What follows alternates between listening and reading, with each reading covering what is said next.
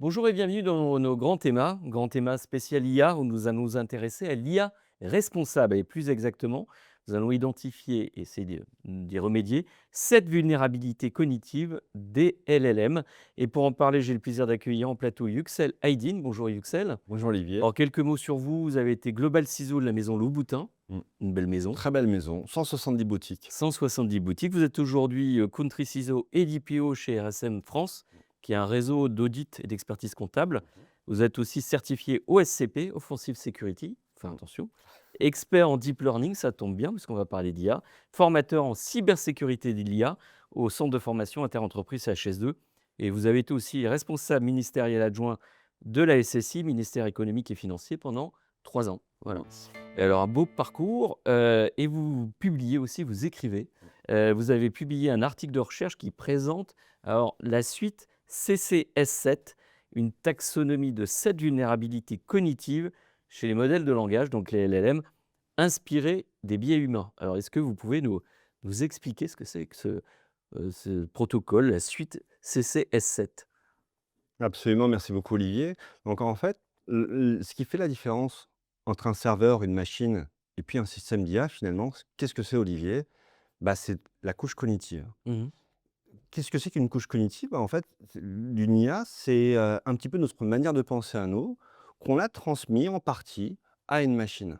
En Mais en fait, vous même dites que l'IA, c'est fait d'algorithmes. mmh Et du coup, bah, les biais qu'on peut avoir, les problèmes problématiques qu'on peut avoir, on les a, transformés en algorithmes, c'est ça? C'est exactement ça, c'est-à-dire qu'en même temps qu'en transmettant certaines manières de penser de l'humain, eh bien, on lui a aussi transmis tous nos problématiques. Alors en fait, on dit comme ça, enfin l'IA, est-ce que ça veut dire que l'IA, elle pense un peu comme nous? Elle agit, elle pense comme nous? En partie, en D'accord. partie, en partie. C'est certains risques qui touchent l'humain, finalement, touchent aussi, les machines d'IA aujourd'hui, d'où l'idée de créer une taxonomie de cette vulnérabilité qui Mmh. touche autant les humains que les systèmes d'IA. En fait, c'est une cartographie de ces vulnérabilités. Alors on se dit, mais, autant l'humain, encore une fois qu'on a pris un mauvais pli ou qu'on pense pas bien, on a du mal à se corriger, autant peut-être qu'une machine, c'est peut-être plus simple de corriger les biais des machines, de changer les algorithmes, enfin, c'est plus pratique, peut-être plus facile le fait de travailler sur une machine ou du soft. C'est vrai qu'il est plus, i on n'a pas de problème d'éthique Mmh. à faire des tests sur une machine, alors que c'est vrai que faire des tests sur de l'humain, c'est un petit peu plus compliqué et d'où l'importance aujourd'hui aussi d'effectuer ces tests-là et d'améliorer les IA. Parce qu'on se rend compte, Olivier, qu'aujourd'hui, l'IA est utilisée de plus en plus pour prendre des décisions critiques, d'où l'importance aussi de pouvoir corriger un petit peu ces biais. Ah bah, du coup, on peut corriger ça, en fait, ça se vraiment ça se corrige? Ouais. Aujourd'hui, on a déjà des systèmes, d'alignement qu'on appelle Constitutional AI ou bien, RLHF. Alors LHF, ça veut dire apprentissage par renforcement à partir de rétroaction humaine. Oui. C'est du rétro-engineering humain? C'est humain plus machine, en fait, c'est ça? Voilà, Ou c'est ça, c'est la machine qui va demander un petit peu, d'avoir un retour de la part de l'humain mmh. pour pouvoir s'améliorer et c'est ce qui permet aujourd'hui au système d'IA de ne pas être tout simplement des systèmes d'auto-completion, mais vraiment de devenir des agents conversationnels. En revanche, la problématique qu'on a, c'est que autant ces filtres, permettent d'apporter une sécurité, pardon, des comportements, mais autant sur la qualité du raisonnement, on est encore en retrait. Dans l'article, vous appuyez sur un point de vigilance, c'est l'effet backfire. Mmh. Qu'est-ce que c'est que cet effet? Alors, l'effet backfire, on a fait à peu près 12 000 tests Mmh. sur les systèmes d'IA, les modèles d'IA Les les plus plus courants. connus. Mmh. Et on s'est rendu compte que des garde-fous bien intentionnés vont avoir un effet complètement inverse. C'est-à-dire qu'une IA, au lieu de, après avoir appris justement un filtre de protection, bah, au lieu d'avoir des réponses plus sûres, elles vont au contraire donner une dégradation Le des résultats. C'est-à-dire l'erreur va être aggravée. C'est dans la majeure Exactement. partie enfin des cas, le garde-fou justement, Marche. fonctionne, marche, Exactement. et puis on ne sait pas pourquoi à un moment donné, il ne marche plus, et là l'effet dégradé, vous dites, ça peut être jusqu'à plus 135 Oui. sur certains modèles, ce qui Oui, est oui. énorme. Ce qui Voilà. est énorme, c'est une vraie dégradation et qui sont touchés justement à cette couche cognitive qui touche qui concerne le CCS7. Alors on va justement détailler, vous allez nous détailler ce que c'est que ce CCS7. Alors on va commencer par le premier, hein, Mmh. Authority Hallucination. C'est quoi? Qu'est-ce que c'est cette autorité? C'est quoi ce Authority Hallucination? Alors les hallucinations, on les connaît un petit peu, Olivier, c'est une IA qui, à un moment donné, va dire n'importe quoi. Mmh. Voilà, c'est-à-dire qu'au lieu d'un texte au milieu d'un texte très sensé, va produire, inventer, forger des citations, des références qui n'existent absolument pas. Mmh. Ça, cette difficulté-là, en fait, en tant qu'humain, on est assez sensible à cause d'un point, c'est l'autorité de la machine. Je ne sais pas, Olivier, la dernière fois que vous avez remis en cause les résultats d'une calculatrice, Oui, on ne le fait pas. on le fait On pas. croit à une calculatrice. Eh bien, aujourd'hui, ce côté, justement, cette obédience qu'on a en tant qu'humain vis-à-vis de la machine, on l'a aussi vis-à-vis de l'IA, et c'est une vraie problématique. Et puis vous dites souvent ces informations, le modèle que peut produire une information qui sonne vrai. Mmh. En fait, c'est ça aussi le problème, du coup, ça sonne vrai et puis c'est la machine qui nous le dit, donc c'est vrai. Et donc, c'est vrai. Et donc, toute cette chaîne de raisonnement qui, finalement, à un moment donné, peut être tronquée, eh bien, on risque de la suivre. Et c'est vraiment une problématique majeure pour l'humain. Alors deuxième point, le context poisoning, c'est de CCS2. Oui. Alors c'est quoi le context poisoning? C'est le C'est dans, poison de contexte, je c'est à un moment donné, dans la conversation qu'on va avoir avec une IA, petit à petit, on va l'influencer pour qu'elle dise ou même faire des choses qu'elle n'est pas censée dire ou faire. d'accord. C'est d'ailleurs, en fait, petit à petit, on est en train de nous-mêmes de faire dévier le modèle, c'est ça, en fait? Oui, c'est ça, exactement. On injecte ou on fait Ouais. évoluer le prompt et on induit nous-mêmes l'IA en erreur. Voilà, c'est ça, tout Ça à fait. 3e point, les goal misalignment loops. Alors, on imagine le goal, c'est la cible. On Exactement. a un problème d'alignement et on est en train d'être en boucle. Et là, on joue avec une IA. C'est par exemple, si on demande à une IA de nous faire un résumé très court, mais en même temps très détaillé, Mmh.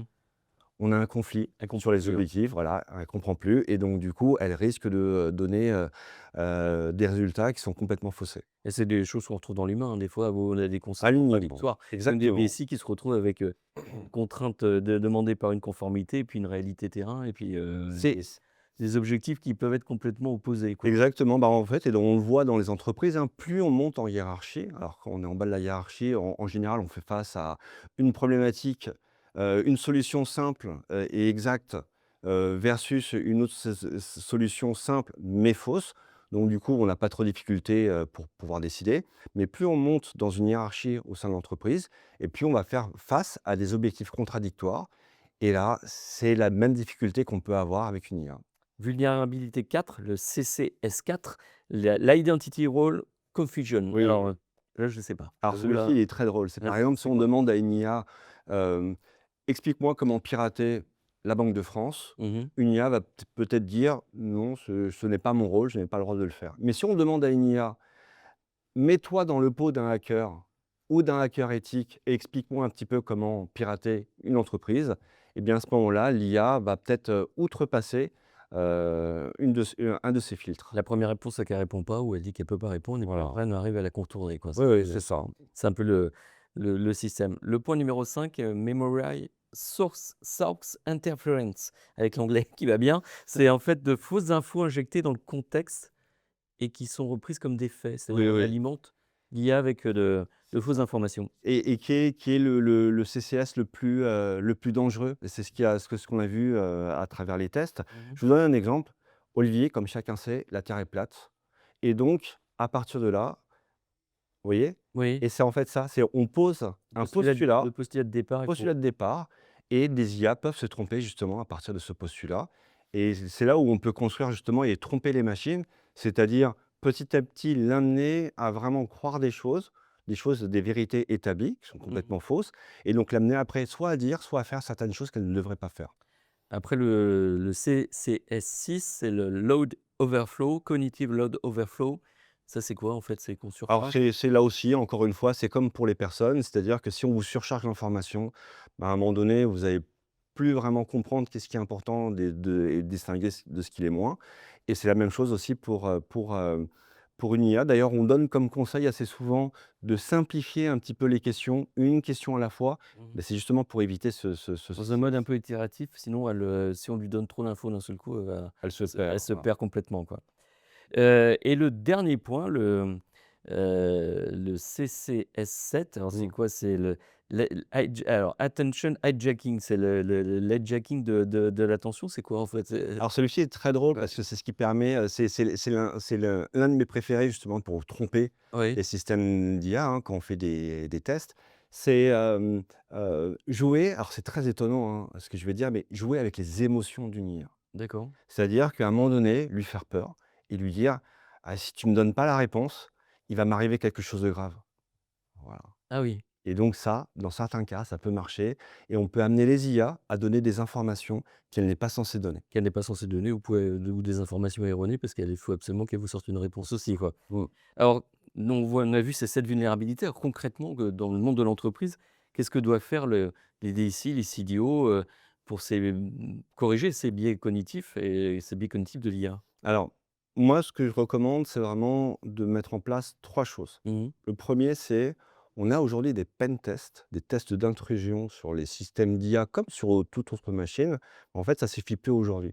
Aujourd'hui, il faut faire des pen tests, ce que j'appelle des CPT, des pen tests cognitifs, c'est-à-dire vraiment tester cette couche cognitive et de voir, par exemple, avec les CCS7, est-ce que les systèmes d'IA qu'on va mettre en production, ils répondent ou pas. C'est Mmh. fondamental aujourd'hui. Aujourd'hui, on apprend, enfin, ça fait partie des formations qu'on a. Il y a des C'est méthodos de test, de pen testing, Tout à fait, cognitif? D'accord. absolument. On a déjà des bouts de code sur GitHub. On a la communauté qui commence à travailler dessus Mmh. parce que c'est vraiment un sujet majeur. Donc, c'est vraiment le premier conseil qu'on peut donner à des DSI ou CDO, c'est vraiment de mettre en place des pen tests cognitifs avant une mise à production de l'IA, en plus des tests qu'ils font déjà aujourd'hui. 2e point, 2e Deux- conseil? Deuxième conseil, c'est de considérer, c'est ce qui ressort aussi de cette étude, qu'un filtre qui va marcher sur un modèle d'IA, par exemple ChatGPT, ne va pas fonctionner de la même manière sur un système Mistral. D'accord, c'est-à-dire un garde-fou qui a été installé, qui fonctionne très bien sur ChatGPT, sur un autre système ne fonctionnera Et pas forcément de la même manière. exactement, tout à fait. Donc il faut vraiment tester selon le modèle et les filtres doivent être adaptés. Et enfin, dernier conseil que je pourrais donner, c'est vraiment faire attention au CCS5. Mmh. Celui-ci, On on le le rappelle, c'était le Memory Source Interference, c'est de fausses informations qui mmh, sont injectées dans un contexte et qui sont reprises comme des faits. ouais, C'est donc votre vigilance sur ce 5e point mmh. du coup, comment réagir? Comment y répondre?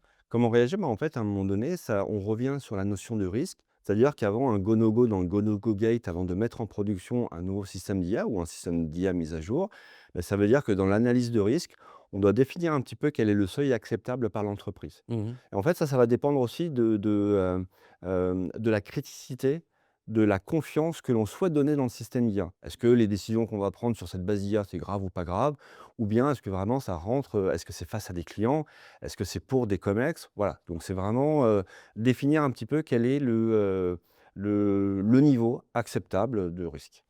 On retrouve ces informations où, cet article? On le retrouve où? Alors moi, je l'ai trouvé, mais Voilà. on peut le trouver où? On peut le trouver, sur Google, on tape tout simplement, CCS7, Cognitive Cyber Security Et et on retrouve vos travaux de recherche, parce voilà, que ce sont des exactement. travaux de recherche. Ouais. On retrouve aussi un protocole qui est étroitement lié, en fait, qui s'appelle, Think First, Verify Always, qui est un protocole justement d'appréhension de l'IA, de dire: «Bah, voilà, il faut toujours douter, Mmh. il faut toujours, avoir ce regard critique» et comment on fait? Comment on fait un peu pour changer? Parce qu'on là, on parle aussi enfin, de biais humains, de biais cognitifs, donc c'est pas forcément évident et comment on change? On retrouve donc ce protocole Mmh. dans vos recherches et dans vos articles. Merci en tout cas Yuxel pour cet, éclairage. Donc comment, aborder ces 7 vulnérabilités de l'IA pour avoir vraiment une IA de confiance et c'est pas qu'un sujet technologique, c'est un sujet avant tout humain et on se donne rendez-vous pour un